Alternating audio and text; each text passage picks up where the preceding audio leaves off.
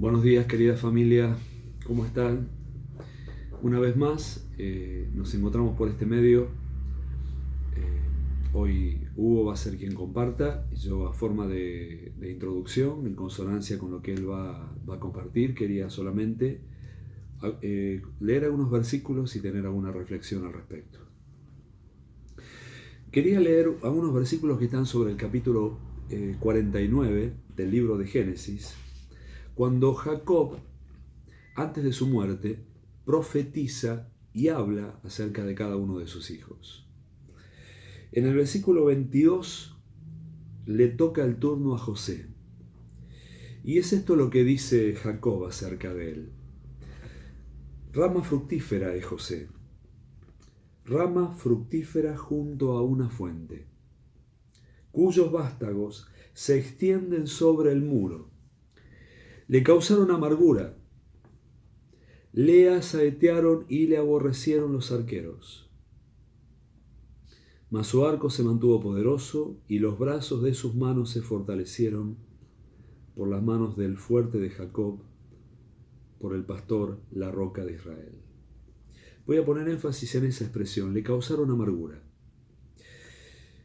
José experimentó esta crisis, este dolor, en su adolescencia.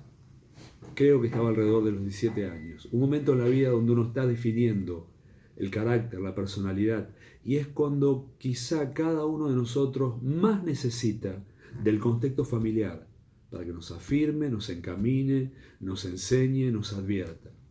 Y en ese momento de su vida, quienes deberían haberle protegido, contenido y encauzado fueron quienes le traicionaron y quienes lo entregaron como un esclavo, cosa que le causó gran sufrimiento. Sin embargo, José no se amargó. Dice el versículo 23, le causaron amargura y hablando metafóricamente dice, le asaetearon, le aborrecieron los arqueros, sus hermanos, lo lastimaron, le causaron amargura, pero José no se amargó. La Escritura en muchos de los versículos nos advierte acerca del cuidado que tenemos que tener con la amargura. Particularmente hay un versículo que quería resaltar que está en la epístola a los Efesios, capítulo 4, versículo 31, que dice, quítese de vosotros toda amargura, enojo, ira, gritería, maledicencia y toda malicia. Antes sed benignos unos con otros, misericordiosos, perdonándoos unos a otros como Dios también os perdonó a vosotros en Cristo Jesús. La primera amonestación es esa, quítese de vosotros toda amargura, porque la amargura luego produce otras conductas, de ahí viene el enojo, la gritería, la malicia, la maledicencia. Y el capítulo 12 de Hebreos nos habla también de que tengamos cuidado, que velemos, que ninguno dejando de alcanzar la gracia de Dios brote alguna raíz de amargura, y me gusta esa expresión, una raíz. Los que alguna vez hemos tenido que sacar un árbol sabemos lo difícil que es sacar las raíces.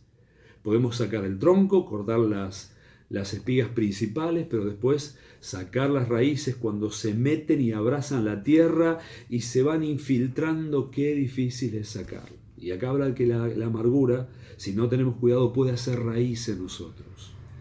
Y la verdad que a lo largo de nuestra vida todos tendríamos razones para estar amargados.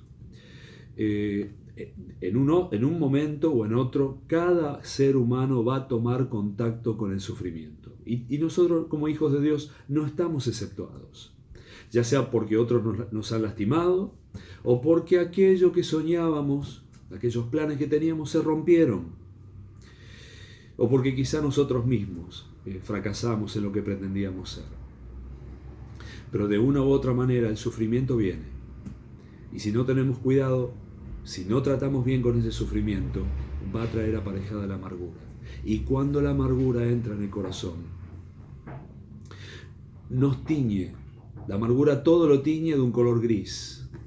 Apaga la fe, apaga toda expresión de gozo, apaga toda expresión de esperanza. Por eso es que la Escritura nos dice que quitemos rápidamente la amargura y el enojo de nosotros. porque nos vamos a causar un mal y vamos a causar además males a otros. ¿Por qué José no se amargó? Es una pregunta que deberíamos hacernos. ¿Cómo es que este hombre traspasó semejantes dolores y traiciones sin que su corazón se amargara? Y acá mismo está la fuente, está la clave. Dice que él fue una rama fructífera que estuvo junto a una fuente. De paso, es un hombre que se transformó a pesar de todo en un hombre fructífero. Un hombre que hizo bien a otros, que dio fruto, que bendijo. Justamente la clave fue que vivió junto a una fuente. Y la fuente es Dios mismo. La fuente que no permitió que José se transformara en un amargado con un sentimiento trágico de la vida, fue porque transcurrió su existencia al lado de Dios, quien sostuvo sus manos firmes. Así también dice Hebreos capítulo 12, que tengamos cuidado, que no dejemos de recibir la gracia de Dios, porque si dejamos recibir esa gracia, puede entrar en nosotros la amargura y todos los daños subsecuentes. Ese texto tan precioso que está en Proverbios 4:23 nos da un cuidado. Sobre toda cosa guardada, guarda tu corazón, porque de él manan las fuentes de la vida. Guardar el corazón, guardarlo del negativismo, guardarlo de la amargura. No me quiero extender porque de eso va a hablar Hugo esta mañana. Pero sí quería, como una amonestación que me hago a mí mismo, y que nos tenemos que hacer unos a otros, a guardar nuestros corazones. Entre otras cosas, el Espíritu Santo que Dios nos ha dado se encarga de llevarnos a toda verdad, de convencernos de pecado, de justicia, de juicio, de encaminarnos, de revelar a Cristo. Pero entre otras acepciones y otras figuras metafóricas que la Escritura usa acerca del Espíritu Santo, dice que Él es el Consolador, el Paracleto, aquel que nos alivia, nos sana, nos renueva, que vuelve a poner en nuestros corazones ese alivio, esa dulzura, que es la misma presencia de Cristo en nuestra vida. Hermanos y hermanas, mantengamos sanos nuestros corazones. Guardémonos, guardemos el corazón, especialmente de este flagelo, de este mal. El mundo que nos rodea es un mundo que está en amargura. Y muchas de las conductas de enojo, de violencia, que se van multiplicando. Como dice la Escritura, que por haberse multiplicado la maldad, el amor de muchos tiende a enfriarse. Y perdemos esa capacidad de amar, de vivir con optimismo, de vivir con fe, de proyectarnos hacia adelante para hacerle bien a otros también. Tenemos que saber guardar el corazón y tenemos que permitir que el Espíritu Santo vuelva a traer ese refresco, ese renuevo que cada uno de nosotros necesitamos.